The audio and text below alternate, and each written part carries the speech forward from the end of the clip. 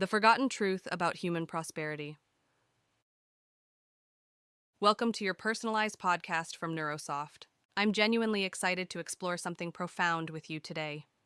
We're diving into a revolutionary idea that challenges centuries of misguided thinking. Prosperity isn't just acceptable for human beings, it's actually our birthright and moral imperative.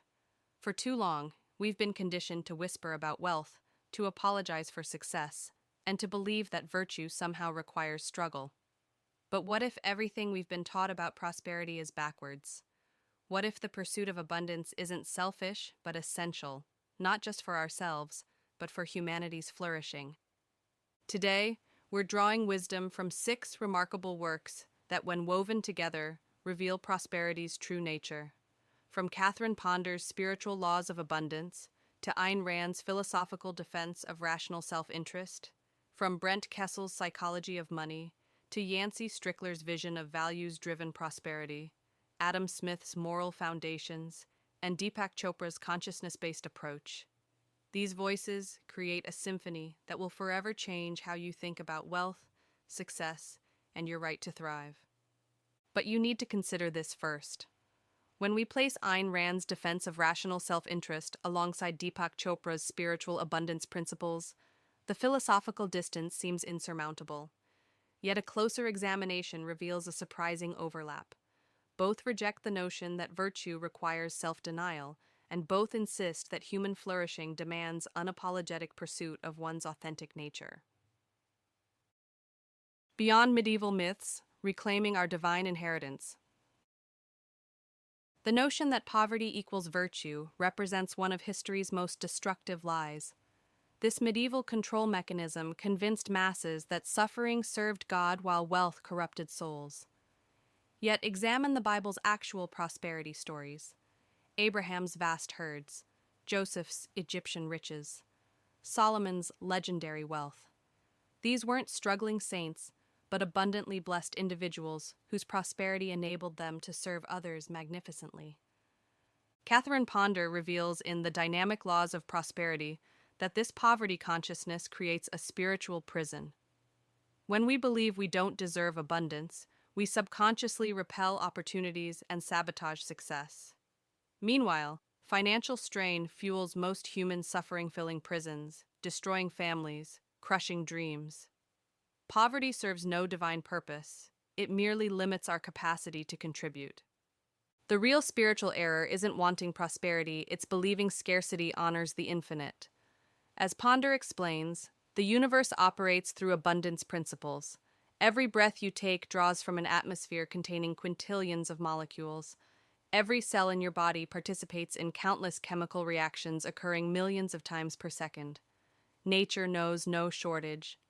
Only humans create artificial scarcity through limiting beliefs. This connects to Ayn Rand's insight in The Virtue of Selfishness, that rational self-interest serves life itself. When we pursue genuine prosperity, not through exploitation but through value creation, we honor our nature as rational beings capable of transforming raw materials into human flourishing. The medieval notion that virtue requires self-sacrifice actually demands mind sacrifice, forcing us to act against our rational judgment and long-term well-being. The magnetic power of prosperous thinking. Your thoughts function as broadcasting stations, constantly transmitting signals that attract corresponding experiences. This isn't mystical thinking, it's practical psychology confirmed, and in the book we explore the specific research behind this. When you consistently think thoughts of lack and limitation, you program your subconscious to notice scarcity and miss opportunities.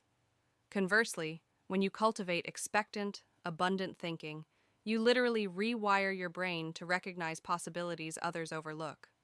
Ponder shares how a public relations professional demonstrated this principle by mentally treating a desired account as already won. He visualized successful campaigns, felt the satisfaction of completion, and maintained unwavering expectancy. Weeks later, he coincidentally met the decision-maker at a social gathering and secured the contract. What appeared as luck was actually deliberate mental magnetism. This aligns with Brent Kessel's observation in It's Not About the Money, that wealthy individuals possess fundamentally different mental programming. If they lost everything, they'd rebuild fortunes because abundance consciousness is imprinted on their subconscious. They expect success and naturally attract wealth because their inner vision sees only prosperity. Deepak Chopra extends this understanding in Abundance by explaining how consciousness creates material reality. The closer we align with our source of awareness, the more power our thoughts possess to manifest as physical circumstances. This explains why some people effortlessly attract opportunities, while others struggle despite tremendous effort. The difference lies in their relationship with abundance at the consciousness level. The key insight? You're already using these laws every moment. The question isn't whether you're magnetic, it's what you're attracting. Success flows not from grinding harder, but from thinking richer, expecting better, and aligning your inner world with the prosperity you desire. Creating space for miracles through forgiveness. Prosperity requires space to enter, and nothing blocks abundance like unforgiveness. Ponder tells of a businessman whose mysterious illness baffled doctors until he applied the vacuum law spiritually. Sitting quietly, he asked what needed release. The answer came immediately: a years-old grudge. After mentally forgiving that night, he slept peacefully for the first time in weeks. By morning, his fever had broken. The emotional poison had left his system. This connects to Smith's insight in How Adam Smith Can Change Your Life about the impartial spectator, that inner voice evaluating our behavior's reasonableness. When we harbor resentment, we violate our deepest sense of what's right, creating internal conflict that manifests as blocked prosperity. Forgiveness isn't condoning wrongdoing. It's creating space for something better. Kessel reinforces this by explaining how negative beliefs formed in childhood act as barriers to abundance consciousness. These unconscious patterns trigger automatic reactions that sabotage financial success. By cultivating awareness and releasing old grievances, we clear channels for prosperity to flow naturally. The practical application is profound. Spend time daily mentally releasing everyone you harbor resentment toward, including yourself. This simple practice unblocks prosperity channels you didn't know were clogged. As Ponder emphasizes, forgiveness is almost always the missing piece when stubborn problems persist, despite your best efforts. The Blueprint Method: Designing Your Abundant Life. Desire contains the power of its own fulfillment, but only when properly directed through specific, written plans. Most people suppress their deepest wants, remaining vague about dreams as if specificity were greedy. This timidity guarantees failure because prosperity is deliberately constructed through thought and action. Ponder shares how a vice president spent years developing comprehensive plans for his struggling corporation. When promoted to president, he immediately implemented his blueprint. The company transformed from debt-laden mediocrity to exceptional prosperity, outperforming all competitors. His secret? Detailed specificity combined with unwavering persistence. This aligns with Rand's emphasis on rational purpose as a cardinal virtue. Productive achievement requires clear goals pursued through logical means. Random desires lead nowhere, but purposeful planning channeled through sustained effort creates remarkable results. Strickler adds nuance in "This Could Be Our Future" by distinguishing between financial maximization and values maximization. True prosperity encompasses more than monetary accumulation. It includes meaningful work, strong relationships, personal growth, and positive impact. When designing your abundant life, consider all dimensions of human flourishing, not just bank account balances. Chopra emphasizes that authentic prosperity flows from Dharma work, aligned with your true nature and unique talents. When you discover and follow your dharmic path, wealth creation becomes effortless because you're swimming with life's current rather than against it. The practical method? Write detailed descriptions of your ideal life in present tense, focusing on positive outcomes rather than what you want to avoid. Be specific about income, lifestyle, relationships, and contributions. Read these blueprints daily, revise them regularly, and take consistent action toward their realization. The rational foundation of legitimate prosperity. Rand provides crucial philosophical grounding by distinguishing between rational self-interest and mindless selfishness. The brute who exploits others isn't truly selfish, he's self-destructive, acting against his genuine long-term interests as a rational being. Authentic self-interest recognizes that human flourishing requires cooperation, mutual benefit, and value creation.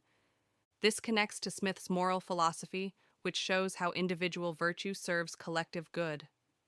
The baker doesn't bake bread from altruism, but from rational self-interest, yet his pursuit of profit provides nourishment for his community. Similarly, when you develop your talents and create value, you serve both yourself and others. Prosperity becomes morally legitimate when pursued through productive means rather than parasitical ones. As Rand explains, rational people understand that values must be produced through effort. They never claim unearned rights to others' work, recognizing that genuine wealth comes from creating more value than you consume. Strickler reinforces this by advocating for bentoism, expanded self-interest that considers not just immediate personal gain, but long-term consequences for ourselves, our communities, and future generations.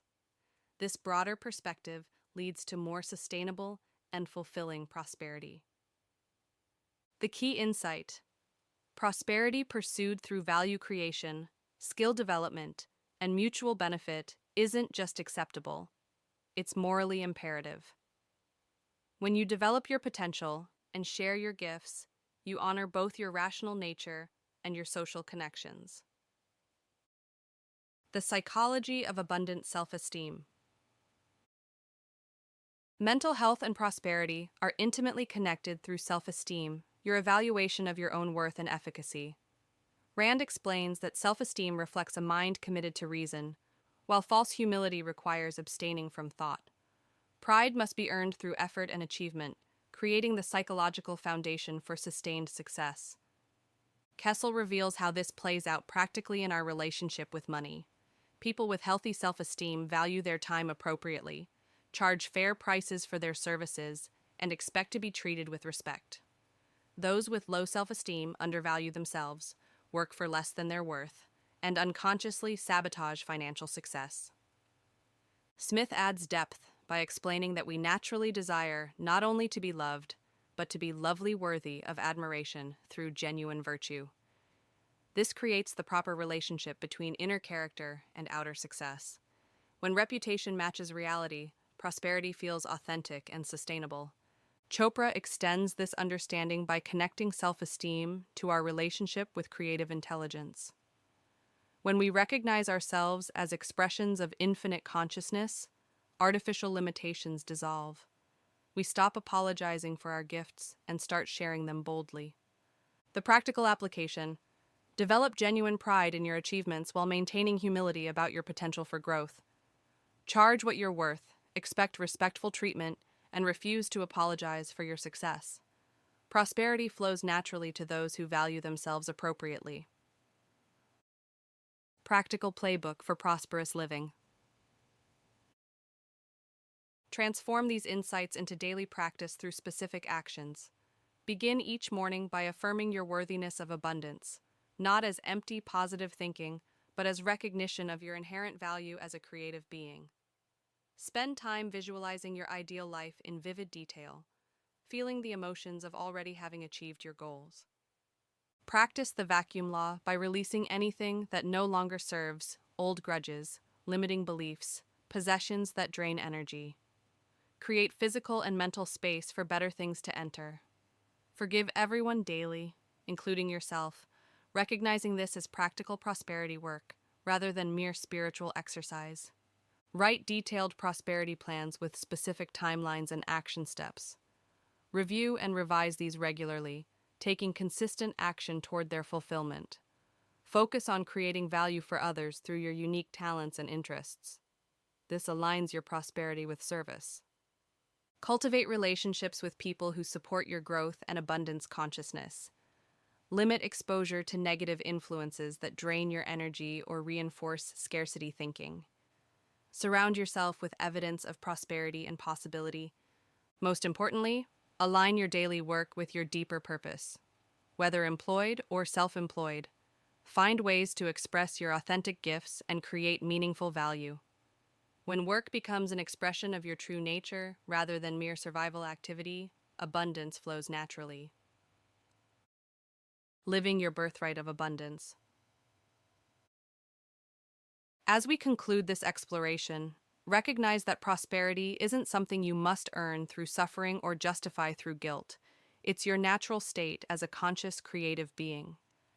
The universe operates through abundance principles, and you're designed to participate fully in that abundance. Your thoughts shape your reality more powerfully than your circumstances. Your willingness to forgive creates space for miracles. Your specific plans provide direction for creative forces. Your rational self-interest serves both individual and collective good. Your healthy self-esteem attracts respectful treatment and fair compensation. Your aligned action transforms dreams into reality. The path forward is clear. Embrace prosperity as both your right and your responsibility. Use your abundance to lift others, create beauty, solve problems, and contribute to human flourishing. When you prosper authentically, everyone benefits. Thank you for joining me on this journey into the legitimate aspiration of human prosperity. I'd love to hear how these insights resonate with your own experience. I'll tell you up front, the book dismantles this paradox. If prosperity is our birthright, why do most people who pursue it end up miserable? The answer isn't what you think, and it has nothing to do with wanting more or wanting less. Your feedback helps us create even more valuable content for fellow seekers of authentic success.